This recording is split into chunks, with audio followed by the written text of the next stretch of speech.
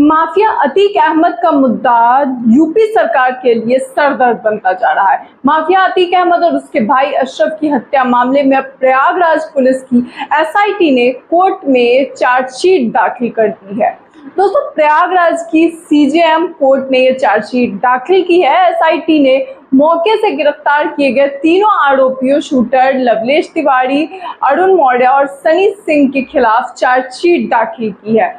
56 पन्नों में आरोप पत्र दाखिल किया गया है और तकरीबन 2000 पन्नों की केस डायरी है, जिसमें दोनों की हत्या के मास्टरमाइंड से लेकर तमाम बातों का जिक्र किया गया है कि किस तरह से चीजें कैसे हुई, और इसी के साथ इसमें कई तरह के नए खुलासे भी किए गए हैं। आपको याद होगा कि इससे पहले यूपी पुलिस ने भी इस मामले पर सुप्रीम कोर्ट में अपनी रिपोर्ट पेश की थी, जिसके बाद सुप्रीम कोर्ट के पूछे गए सवालों का जवाब देने में सरकार असक्षम नजर आ रही थी, जवाब नहीं दे पा रही थी, कुछ जवाब था ही नहीं कहे तो।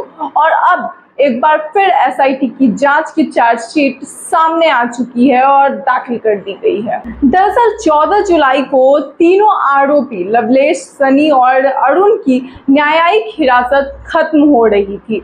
मुख्य न्यायिक मजिस्ट्रेट दिनेश कुमार गौतम ने तीनों आरोपियों को कोर्ट में तलब करने का आदेश दे दिया था और इससे पहले जो चार्जशीट है वो दाखिल करनी थी, और अब इसने एक दिन पहले ही एसआईटी ने अपनी अदालत में चार्जशीट दाखिल कर दी है।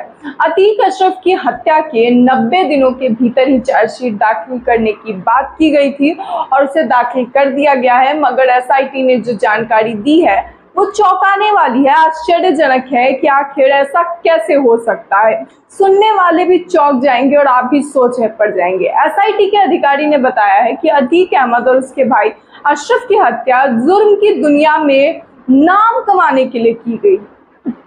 जी हाँ दोस्तों, इस हत्या का मास्टरमाइंड हमीरपुर का रहने वाला सनी सिंह था। एसआईटी के मुताबिक सनी ने ही लवलेश तिवारी और अरुण मौर्य को अतीक अशरफ की हत्या के लिए उकसाया था। जी हाँ दोस्तों, कैसा लगा आपको कहानी में ट्विस्ट? दोस्तों, आगे बताया गया है कि हमलावरों की अतीक और अशरफ से कोई निजी दुश्मनी नहीं थी। ये तीनों सिर्फ अतीक के गिरोह को खत्म करके लोकप्रिय होना चाहते थे। यानी इतने बड़े क्रिमिनल के गिरोह को खत्म करके इन्हें क्या चाहिए थी? तो लोकप्रियता।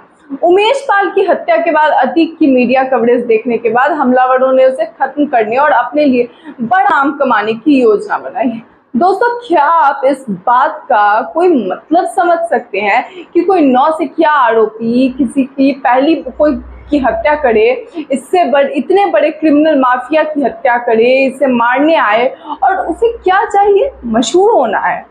गजब बात है। और हैरत की बात यह है कि इससे पहले एसआईटी ने तीनों आरोपियों से जो 7 बार बयान लिए हैं, उन सब में उन्होंने एक ही बात कही है। पुलिस की टीम ने नैनी और प्रतापगढ़ की जेल में जाकर तीनों से पूछताछ की, लेकिन हर बार उन्होंने एक ही बयान दोहराया कि वो यही करना चाहते थे, बस फेमस होना चाहते थे। किसी के भी बयान में कोई भी विरोधाभास देखने को नहीं मिला।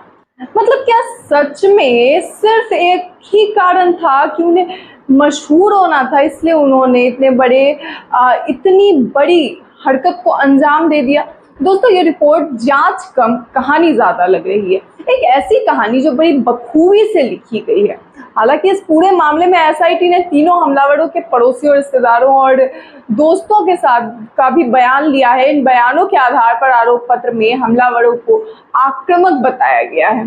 कथित तौर पर हमलावरों के पश्चिमी उत्तर प्रदेश और दिल्ली के बोगी और सुंदर भाटी गिरोह जैसे आपराधिक गुटों से संबंध भी बताए गए हैं, मगर यह बात पचा पाना मुमकिन नहीं है। ये पूरी प्लानिंग इनकी जो थी, एक दूसरे को जो जानते ही नहीं थे, कनेक्टेड नहीं थे और फोन तक नहीं था, फिर भी एक साथ एक ही व्यक्ति पर निशाना लगाना, ये बात कोई भी सुनेगा। अगर इस जांच को कोई भी हत्या के वीडियो को देखने के बाद जो चीजें सामने आई थी वो देखना, और दूसरी तरफ ये जांच देखने के बाद कोई नहीं कह सकता कि ये जांच उचित तरीके से की गई है या फिर इस जांच में कोई कमी नहीं है, क्योंकि ये जांच से ज्यादा एक कहानी, एक गढ़ी हुई कहानी लग रही है। खैर, इसे लेकर आप क्या कहेंगे कि क्या ये एक तरीके का प्लास्टर है जो उस टूटे हुए जमीन पर लगाया जा रहा है, जो योगी सरकार द्वारा की गई है? जो भी है उसे लेकर आप क्या कहेंगे, अपनी राय कमेंट बॉक्स में जरूर बताएं। इस वीडियो में इतना ही, तब तक के लिए नमस्कार।